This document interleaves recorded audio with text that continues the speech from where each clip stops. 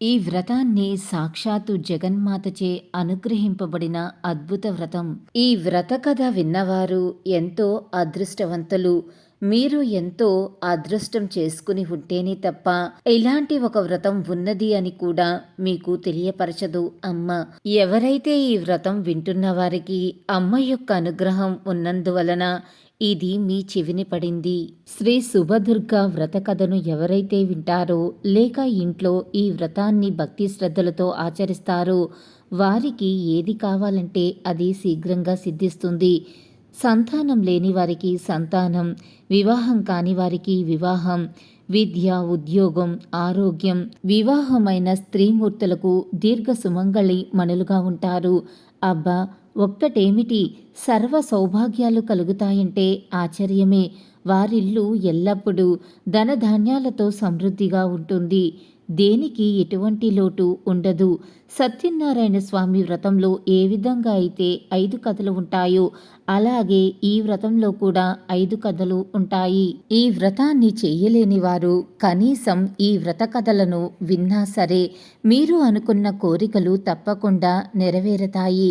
ఈ వ్రతంలో 5 కథలలో నేను ఈరోజు 2వ కథని చెబుతున్నాను. శ్రద్ధగా మనసు పెట్టి వినండి. ఈ వ్రతం గురించి తెలిసిన వారు ఎవరైనా ఉంటే కమెంట్ సెక్షన్లో తప్పకుండా తెలియపరచటం మర్చిపోవద్దు. శ్రీ శుభదుర్గ వ్రతం 2వ అధ్యాయం, జమీందారు కథ. పూర్వకాలంలో గోదావరి నదీ తీరంలో దుర్గాపురం అనే గ్రామం ఉన్నది.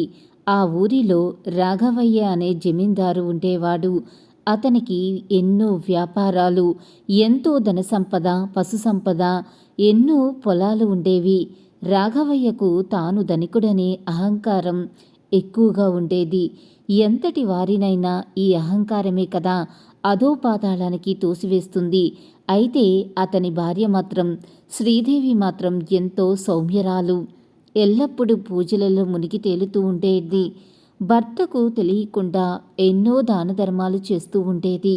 అన్నీ ఉన్నప్పటికీ వారికి సంతానం లేకపోవటం ఎంతో వెల్తిగా ఉండేది. ఆ ఊరిలో ఎంతో పురాతనమైన శ్రీ దుర్గామాత గుడి ఉండేది. ఆ ఆలయానికి ప్రతి సంవత్సరం ఆశ్వయుజ మాసంలో నవరాత్రి ఉత్సవాలు పెద్ద ఎత్తున నిర్వహించేవారు. ఆ ఉత్సవానికి చుట్టుప్రక్కల గ్రామాల నుంచి ఎందరో భక్తులు వచ్చేవారు. ఉత్సవాల నిర్వహణ కోసం ఎందరో ధనికులు పెద్ద ఎత్తున విరాళాలను ఇచ్చేవారు. అయితే ఈ ఆలయ ధర్మకర్త మండలి అధ్యక్షులు రాఘవయ్య మాత్రం చాలా కొద్ది సొమ్మే ఇచ్చేవాడు. అది కూడా ఏదో తప్పదన్నట్లుగా ఇచ్చేవాడు. అతడు అధ్యక్ష పదవిలో ఉండటం ఎవ్వరికీ ఇష్టం లేకపోయినా ఊరిలో అందరికంటే ఎక్కువ ధనికుడు కావటం చేత అతనిని ఎప్పుడు అధ్యక్షునిగా ఎన్నుకునేవారు. గత కొన్ని సంవత్సరాలుగా నవరాత్రి ఉత్సవాలకు వచ్చే చందాల సొమ్ము కూడా కొంచెం తన సొంత పనులకు వాడుకుంటున్నట్లు ప్రజలు అనుమానించేవారు. కానీ రాఘవయ్య ఇవేమీ లెక్క చేయకుండా భక్తులిచ్చిన సొమ్మును దుర్వినియోగం చేసేవాడు. ఇలా ఉండగా ఆ సంవత్సరం ఉత్సవాలు పెద్ద ఎత్తున జరిగాయి. పంటలు బాగా పండటం చేత రైతులు కూడా చందాల రూపంలో ఎంతో ఎక్కువ సొమ్ము ఇచ్చారు. అంత సొమ్ము చూసేసరికి జమీందారికి బాగా ఆశ పుట్టింది. అందులో నుంచి కొంచెం మాత్రమే ఉత్సవాలకు ఖర్చు పెట్టి చాలా ధనం తన వ్యాపారాలకు మళ్లించాడు. ఇలా కొన్ని సంవత్సరాలు జగన్మాత సొమ్మును దుర్వినియోగం చేయటంతో ఆ తల్లికి ఆగ్రహం కలిగింది.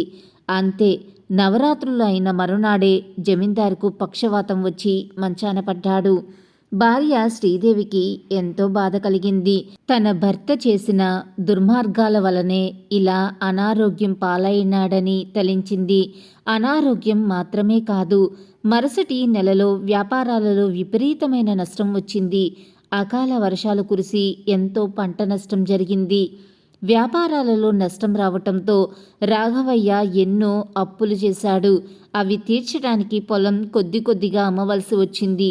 ఇలా 2 సంవత్సరాలు గడిచేటప్పటికీ అతని వద్ద కేవలం 2 ఎకరాలు మిగిలాయి. ఎన్ని మందులు వాడినా లాభం లేక మంచం మీదనే ఉన్నాడు. భార్య శ్రీదేవి తమను ఈ కష్టాల బారి నుండి బయటపడేయమని ఎందరో దేవతలకు మొక్కుకుంది. జమీందారికి కూడా ఇప్పటికి తెలిసి వచ్చింది. తాను జగన్మాత సొమ్ము దుర్వినియోగం చేసినందుకే ఈ అనార్థాలన్నీ జరిగినట్లు గమనించాడు. ఇలా ఉండగా ఒకనాడు ఎవరో సాధువు వంటి వ్యక్తి ఇంటి బయట నించుని భవతీ భిక్షాందేహి అని అన్నాడు. సమయానికి ఇంట్లో ఏమీ లేక శ్రీదేవి ఒక ఖర్జూరకాయి అతడికి దానం చేసింది. కళ్ళ నీళ్లతో ఉన్న ఆ ఇల్లాలను చూసి ఆ సాధువు, అమ్మా, నీ కష్టాలన్నీ నాకు తెలిసాయి తల్లి. నీవు శుభదుర్గా వ్రతం చెయ్యి, అన్నీ సర్దుకుంటాయి. నీ కష్టాలన్నీ తొలగి మునుపటి వైభవం నీకు వస్తుందని చెప్పి ఆ వ్రత విధానం అంతా వివరించి చెప్పాడు.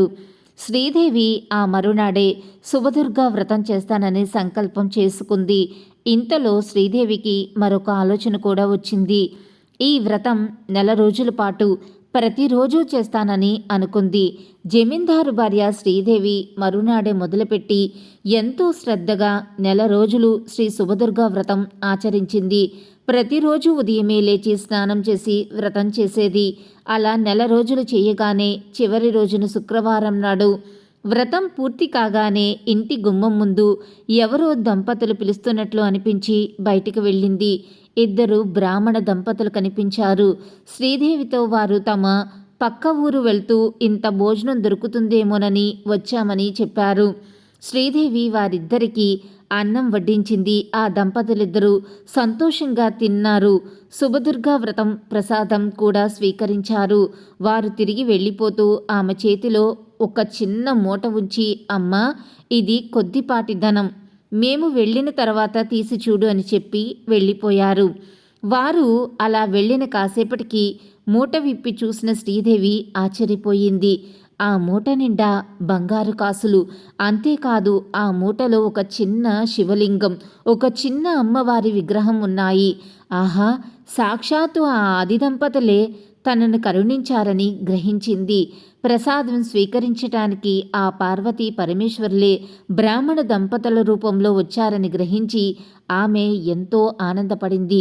వారి యొక్క అనుగ్రహంతో కొద్ది రోజుల్లోనే జమీందారు కూడా పూర్తి ఆరోగ్యవంతుడైనాడు. మెల్లమెల్లగా సంవత్సరంలోనే తిరిగి మునుపటి కంటే ధనవంతుడయ్యాడు.